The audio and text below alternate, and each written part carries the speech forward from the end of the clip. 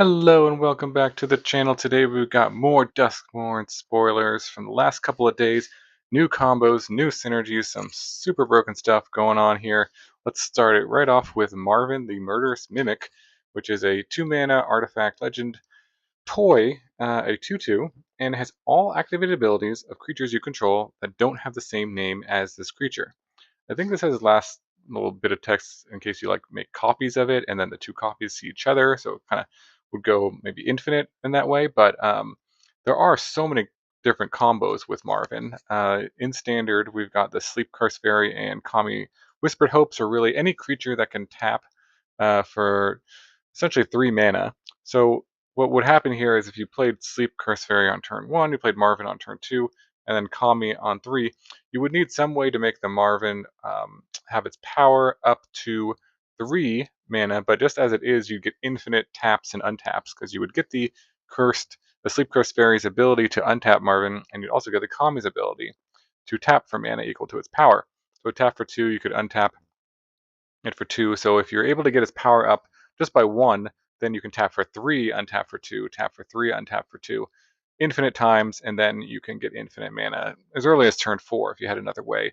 Any sort of pump spell or protection spell sometimes gives their creature +1/+1, so you could use that on Marvin to go infinite there. There's also the Forensic Researcher combo where you kind of want two different Forensic Researchers to keep tapping and untapping each other, because there's this enchantment that whenever a merfolk becomes tapped, you get a merfolk token. So you could use Marvin in that kind of combo as well, which is pretty nice. So that Marvin could untap the researcher, and the researcher could untap the Marvin, and it's kind of a 2-mana way to use this. Very similar to kind of Agatha's Soul Cauldron. So any decks that use that, in Pioneer, we've got like the Tree of Perdition deck, which is pretty decent. And so you can kind of curve Marvin into Tree of Perdition, then use Marvin, tap it right away to exchange the opponent's life total with Marvin's toughness, which is 2, so that would put him right to 2 damage, and then any sort of fling effect or just shock them to the face, that would just end the game immediately. So kind of a nice 1-2 punch with Tree of Perdition. You don't even need to like get it into the graveyard, or it kind of has just maybe some more redundancy in Agatha Soul Cauldron decks already. There's probably way more combos, infinite combos, just value combos with Marvin that I'm not thinking about. There's some other cards. So there's lots of different potential. Let me know in the comments below any cool combos you're thinking about with Marvin, but those are kind of the ones that come to my mind that already kind of see play with Agatha's Soul Cauldron. Okay, next up we've got Enduring Vitality, which is sort of the completion, I think, of this cycle of different colored creatures that when they die, they come back as enchantments with the same ability. So this one is a the green one, the Elk Glimmer, a 3/3 for 3, and it has Vigilance, which is kind of nice. So you can attack, and then it says creatures you control have tap to add 1 mana of any color. So you could attack with this and then add mana during combat or after combat. Just on its own, it's not a terrible card on its own. Actually, having being able to kind of mana accelerate yourself, and then if it dies, you kind of give this boost to all your creatures. Pretty decent, right? Pretty good with like survival creatures as well, because it gives them ways to tap them without attacking. So the House Cartographer or the Reluctant Roll Mole I thought were kind of nice because they kind of curves into them, so you could play the Reluctant Role Model on 2, and then the Enduring Vitality on 3, tap it for a mana, get the survival trigger right away on turn 3. Also pretty good with some of the otters that we got in Bloomburrow to kind of give them the ability to tap for mana.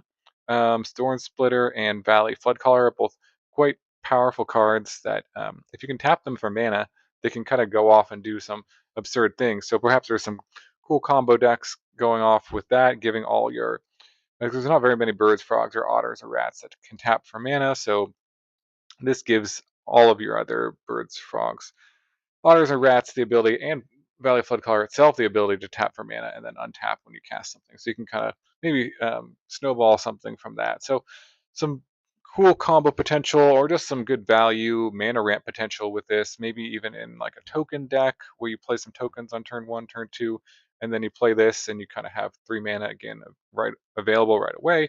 You tap that for another thing, kind of like convoking anything out. So I think this card is strong, and we'll definitely have a home somewhere, because being able to generate that much mana is definitely a powerful effect. So That is Enduring Vitality. Next up, we got maybe one of the most broken cards in the whole set, which is Kona Rescue Beastie. Kind of like a show and tell, basically. 4 mana for a legendary creature beast survivor, and is a 4/3 and has survival. And it says at the beginning of your second main phase, if it is tapped, you can put a permanent card from your hand onto the battlefield. Boom. Cheat all the mana for any permanent card that you want. Now, we know we have Omniscience coming to standard pretty soon, and we got Atraxa and Atali and all sorts of giant creatures that you could put into play, or Portal to Phyrexia would be pretty good with this. There's all sorts of big stuff you could just cheat into play with this. And it's really not that hard to tap this guy. There's lots of different ways to tap it. Convoke cards that we talked about already, vehicles that you can crew with this. There's some new vehicles even in this set that you can use with it. Mounting on a creature is also a way to just tap it. We got Tyvar in this new set as a way to just tap it as well, which is a pretty decent card. Relic of Legends is pretty nice. Get to add an extra mana to maybe protect it with a protection spell or something like that. And then second main phase, boom, just drop in your Omniscience and kind of go off from there. So this card is pretty good. I think it's definitely going to see a home. I mean, it is 4 mana and for 4/3. So if you're not using it for its survival effect, it's very bad. So there certainly is the downside to this, but the upside is that just putting anything from your hand into play for free is incredibly strong and very powerful. So I can imagine this will see home at least in some sort of deck, at least in some sort of. It may not be tier one, maybe. I don't know. Kind of depends on how much removal people are main decking. Because if you just are paying 4 mana and they remove this right away, then probably not that great. But again, like if you're playing Relic of Legends and then curve into Kona with that, and then you have like a protection spell ready, it could be decent as well. But that is a lot of pieces. But yeah, definitely the potential in this card is extremely high. Let me know what you're kind of putting into play with Kona and what kind of combos, how you're going to enable it. But there's so many different ways to do that that I think this is going to see have a home for sure. All right, next up we've got the Essence Tracker, which is a 3 mana, 2/3 Human Scout with Flash. As Eerie, whenever an enchantment you control enters, and whenever you fully unlock a room, draw a card. So it goes along with all the Eerie effects, and being able to just draw a card whenever an enchantment comes into play is pretty strong. Notice this is not, again, not the Eerie is not a cast trigger. It's a come into play trigger, which, in some ways, if they have a counter spell, then you don't get the trigger. But there's many ways to kind of put a bunch of enchantments into play that are tokens. Um, so this can sort of trigger multiple times in a turn. For example, the Grand Entryway, which is itself an enchantment and then creates a 1/1 white glimmer enchantment. So that would draw you 2 cards if you played that after this. Or Acidine Antics, which can put a roll token on each of your opponent's creatures, and then you draw a card for each of your opponent's creatures, and they all shrink down to 1/1s. Or maybe just like Fear of Isolation, kind of bouncing maybe another copy of itself, or if you went like Grand Entryway into Fear of Isolation, bounce the Grand Entryway back to your hand. Now you're drawing 3 cards, and then you can play Grand Entryway again the next turn, draw 2 more cards. You can really kind of snowball with this guy, I think. And the fact that it has Flash is pretty nice, either kind of as a surprise blocker potentially, or just kind of doing it at the end of your opponent's turn is pretty nice, because then it gives you a better chance of untapping with this guy. If it didn't have Flash, you'd play it. They know that they need to spend their mana on their removal, or if they have, any sorcery speed removal, then or sweeper, they could use it. But this kind of gives you a better chance of playing at end step, and then on your turn you can untap with it and kind of go off from there. So definitely a powerful card, something to keep an eye on for like Eerie decks. There's a lot of pretty strong, I think, constructed potential Eerie cards. So I can't imagine there might be some sort of deck, and this guy would certainly be in it, and definitely a powerful ability. So we'll have to see what the Eerie deck ends up looking like, but it looks like it's kind of like blue-white right now. It's kind of the base colors for Eerie. Okay, next up we've got the Ghostly Dancers, which is a 5 mana spirit, which is 2/5 with flying, and it says when it enters, return an enchantment card from your graveyard to your hand, or unlock a locked door of a room you control. And it has Eerie whenever enchantment you control enters, and whenever you fully unlock a room, create a 3/1 white spirit creature token with flying. So pretty interesting card. I think this card's quite powerful actually, because the come into play ability. For one, it could sort of return enchantment from your graveyard, but I think this more powerful mode is to unlock a locked door of a room. Um, one, because it can trigger Eerie right away if you fully unlock that room, um, which you probably would because typically you're playing one side of it first and then using this to unlock the other side. So you get your 3/1 right away. And then there's also some just pretty expensive rooms that you could unlock for free, excuse me, with the Ghostly Dancers. For example, the Funeral Room into the Awakening Hall. Awakening Hall is 8 mana, so essentially you're cheating this effect by, well, 3 mana, but also you're getting this guy, plus you're getting a 3/1 for unlocking it. And if you don't know what the Awakening Hall is, when you unlock it, you return all creature cards from your graveyard to the battlefield. So definitely a powerful effect. Correctly costed at 8 mana, but this cheats that cost quite a bit. Also, the Mirror Room and Fractured Realm is pretty synergistic with this guy as well, because the Mirror Room can create copies of itself, or the Ghostly Dancers can. If you already created a copy, you can unlock the Fractured Realm, which is pretty good. But let's say you, for some reason, you had the Fractured Realm unlocked for 7 mana, and then you cast this, that would trigger its come into play ability twice, right? So then if you unlocked the Mirror Room, that would trigger the Mirror Room twice. So you got two unlocks right there if you had any other rooms to unlock. Then the Mirror Room would be able to copy the Ghostly Dancers twice, right? Um, and then you'd get two copies of the Ghostly Dancers. Each of those would trigger twice. I believe I'm doing the math right here. So then you could unlock 4 different rooms or return 4 enchantment cards to your battlefield. And then anytime you're unlocking or fully unlocking a room here, the Eerie effect is also triggering twice, so you just get a ton of spirit tokens. It would require to set up with having some rooms in play, of course.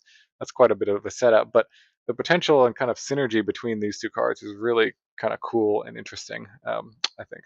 So, we'll see. It is a lot of mana to set that up, and maybe just too slow, but there's certainly some really cool kind of synergy combo potential going on between Mirror Room and Ghostly Dancers, I think. It also goes infinite with Enchanted Evening. In older formats, I think it's modern. That's modern legal. So if you played this and you play Enchanted Evening, you just go infinite because the 3/1 white spirit creature token is now an enchantment, which then triggers the Eerie, which then triggers you to make another creature, which is enchantment, which then triggers the Eerie. So you kind of go infinite, and you need a way to break that up. Otherwise, you kind of get a draw game. I pointed this out. There's an uncommon. I can't remember the name of it, but it does something similar when it has an Eerie effect of you get a 1/1 gremlin. So anyways, just another redundancy to that infinite enchanted evening combo if that's something you're interested in building. Um, but yeah, I like this guy quite a bit. I think it's pretty powerful. It doesn't seem like it when you first read it. It's like, maybe it's kind of okay, kind of a 2/5. But I think it's got a lot of good stuff going on potentially.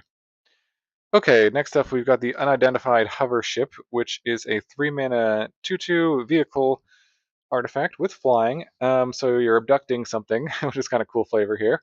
And when it enters, you exile up to one target creature with toughness 5 or less. So that exiles quite a few creatures. There's not a lot that this doesn't exile, and exiling is quite useful in standard, especially. There's a lot of like dying abilities on some of the red creatures or some of the black creatures that when they die, they get some ability that they can come back from the graveyard. So exiling is pretty good. And then when it leaves the battlefield, the exile card's owner manifests dread. So they don't get the card back, which is pretty good. So you're probably going to be downgrading the creature by having them manifest dread, potentially. So this is a pretty solid just removal spell on its own, and then it is also a vehicle with crew 1. Um, so you can use it for lots of like survival abilities. For example, Kona, we just talked about, be a really nice curve to just kind of be like, turn 3, remove your guy with the unidentified hover ship. Turn 4, play Kona and use it to crew it. Hit for 2, put in something huge. That would be a pretty good um, turn 3, turn 4 play. Maybe the land elves coming and make that even a turn 2, turn 3 play.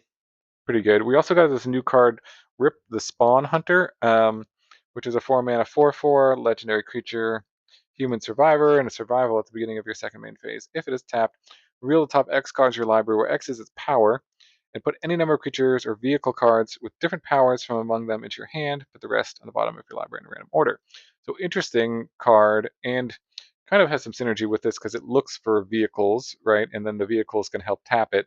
So it definitely has a lot of like vehicle creature synergy going on here. This card is like Rip, is what I refer to, is kind of okay. I don't know if he'll really see that much play. 4-mana 4/4 just on its own, and its survival ability is, it can get you some good card advantage, but yeah, I don't know.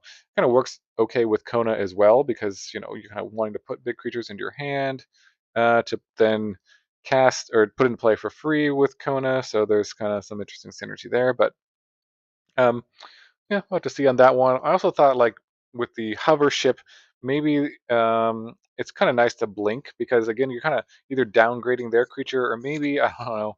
For example, you could potentially upgrade your own creature with this if you had like a 1/1 token and you targeted that with the hover ship, and then you like blinked it, then you upgrade that into a manifest dread, which could be useful to some extent. Fill your graveyard. So maybe there's some like blinking synergy with this hover ship that's kind of decent, for example, with a Guardian of Girapor. All right, so let's move on to Dissection Tools, which is a 5-mana equipment. It says when it enters, you manifest dread and then attach Dissection Tools to that creature. Equip creature gets +2/+2 and has Death Touch and Lifelink, and equip is sacrifice a creature. Ooh, so it's kind of interesting. Just in and of itself, the equip cost being 0 mana and being essentially a 0 mana sacrifice, unlimited creature sacrifice outlet. I think we only have one other card, like Bart in Standard, that does this. This is a bit expensive to do that, but something to keep in note. For example, like combos with the popular Egotist or other creatures that trigger whenever something dies. This can be a decent way of just being able to sacrifice as many things as you want without any mana um, restriction. So there could be some sort of synergy or combo potential there. Um, it is an equipment. I think on its own, it's decent. You're essentially getting a 5 mana for a 4/4 Death Touch and Lifelink, which isn't bad. Kind of like Batter Skull stats. But there are some equipment synergies in Standard still. We've got Nahiri, probably the best one. If you could, um, Nahiri has affinity for equipment, so this would discount its cost. It also says whenever a equipped creature you control attacks, exile top card of your library. You can play that card this turn and cast equipment spells with it without paying their mana cost. So if you hit this off the top of your library and played this for free, that would be really good. Blacksmith Talent, the new one from Bloomburrow, is pretty decent. Because it can, well, for one, it could let you, on level 2, it could let you equip this for free without having to sacrifice a creature. For example, if you kind of traded off the Manifest Dread that it becomes attached to. It also, when level 3, would give your equipped creature double strike and haste, which would be really quite strong. If you leveled that up on to level 3, and then you played this for 5 mana, having a 2/2 double strike and death touch is quite the combination. And lifelink would be almost impossible to block, and then you'd be getting it for 8 and gaining 8 every turn.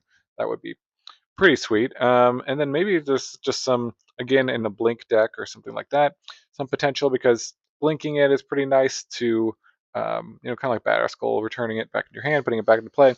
You get to manifest dread again, and then it attaches itself to the manifest dread right away. So if the creature died and you just blink this, then you kind of get the creature back with this attached to it. So some value potential there as well. So an interesting card. Equipment hasn't really been that great in Standard for a while, but maybe this could see some play. All right, next up we've got Marina Vendrell, which is a Wooburg 5-mana 3/5 human warlock legend.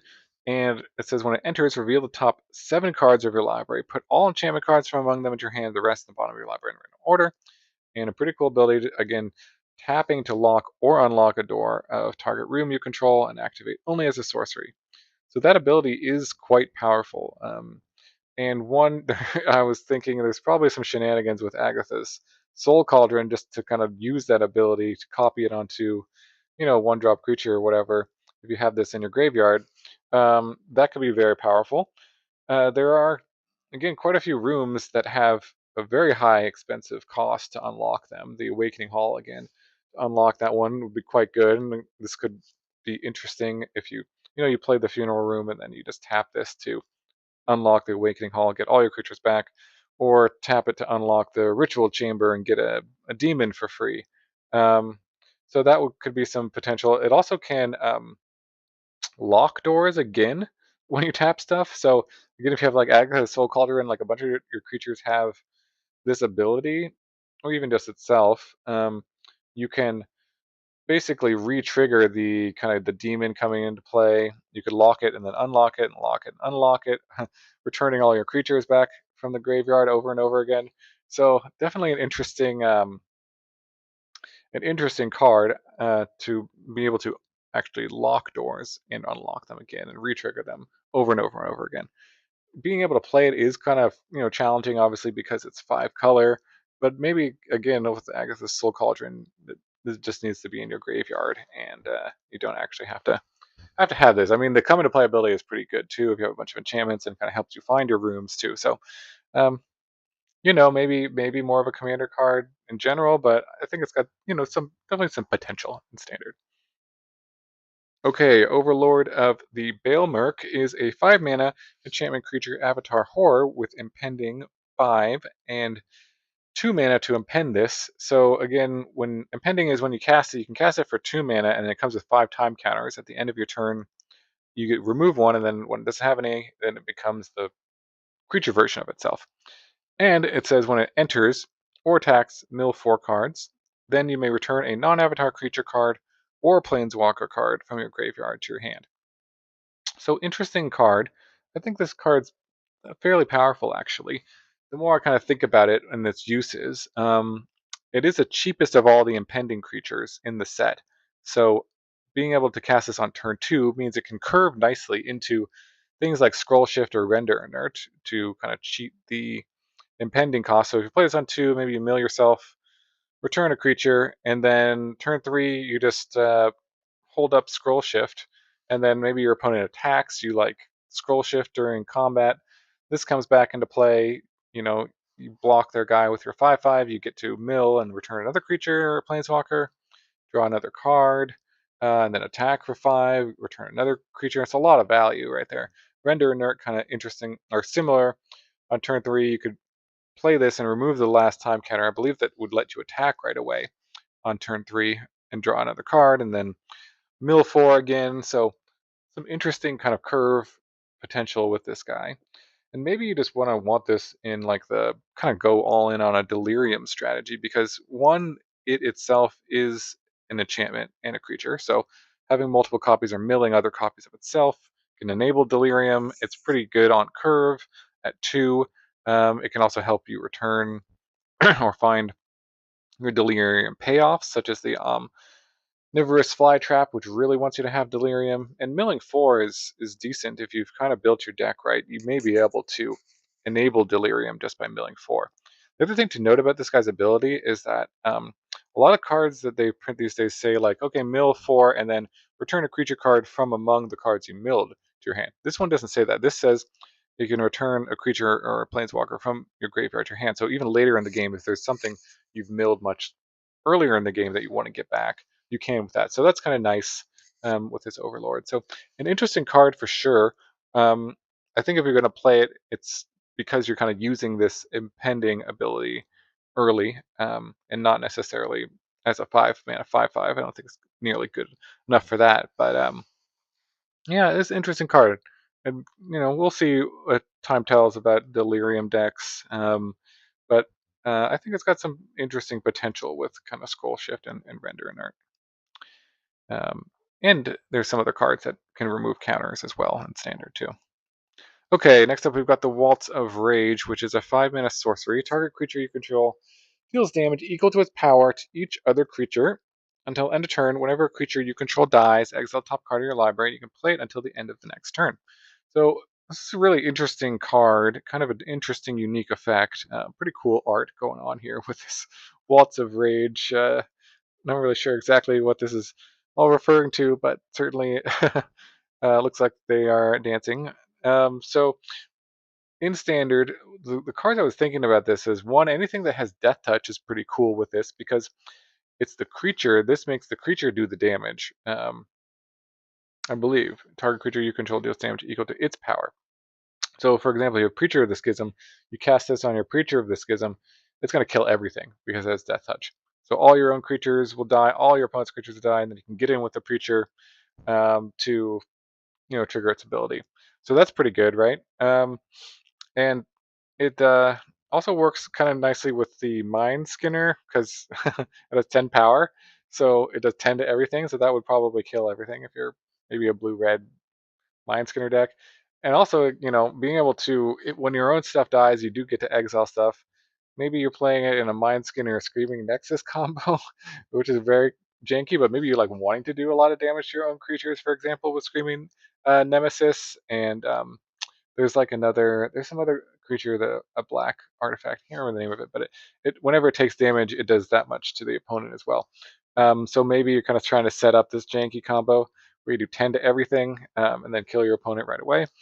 Something like that, but an interesting card for sure. It's cool that it keeps your own creature alive. So it's not just like a Wrath killing everything.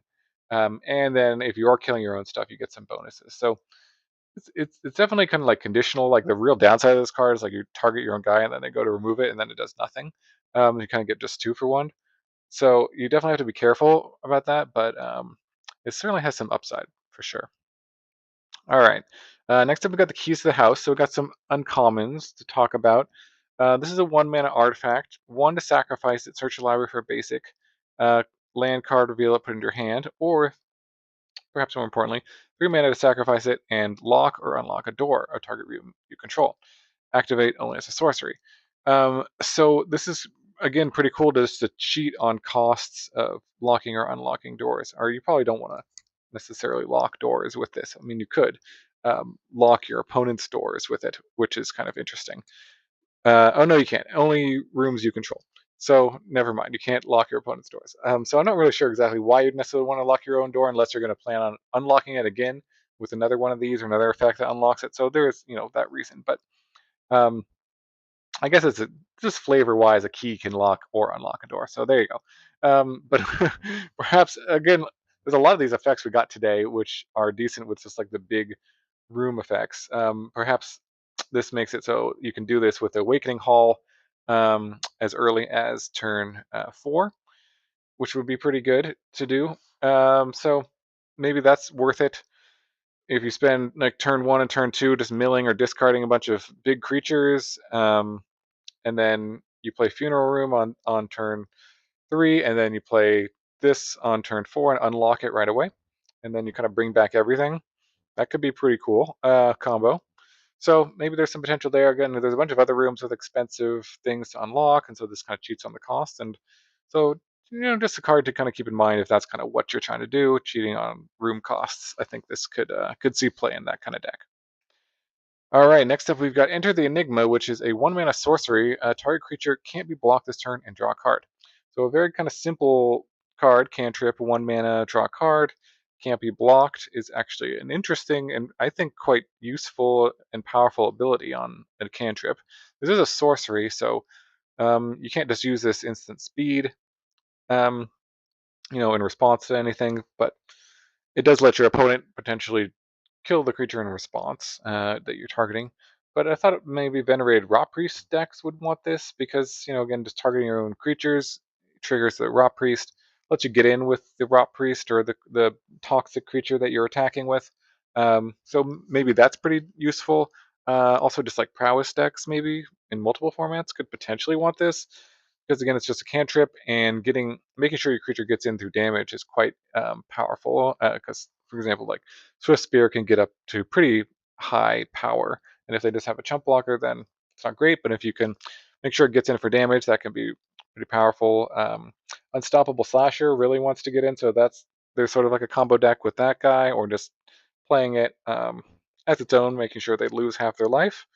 That's pretty good. So yeah, interesting card. There's probably some other cards that would be decent with this in standard, but again, kind of the floor of this is just 1 mana draw card, trigger prowess, and that's not bad either. So definitely a card to keep an eye on when you're building decks. Okay, and then last up we've got Manifest Dread, which is 2 mana green sorcery to Manifest Dread.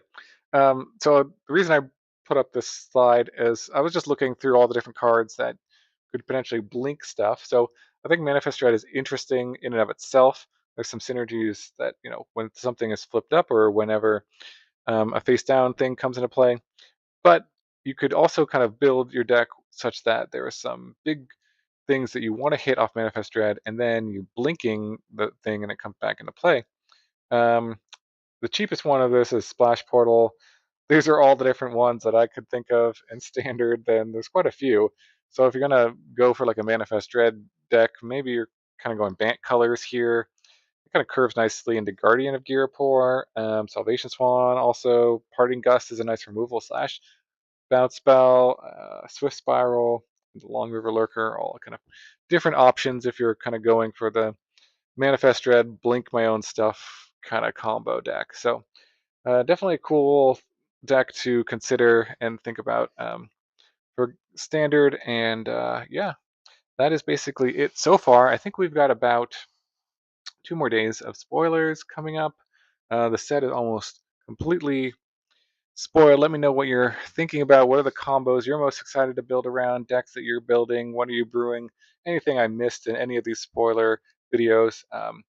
If this is the first video you're watching, you can go back. I've been covering this entire set, all the different combos, infinite combos, game-winning combos, uh, just value, synergy stuff going on that's going to come to. Mostly I focus on standard, but older formats as well. And I'll be having gameplay coming up of all these different cards when the set releases in a few weeks on Arena. So, stay tuned to the channel if you're interested in that. And thanks so much for watching. Hope you have a wonderful day, and I will see you in the next video.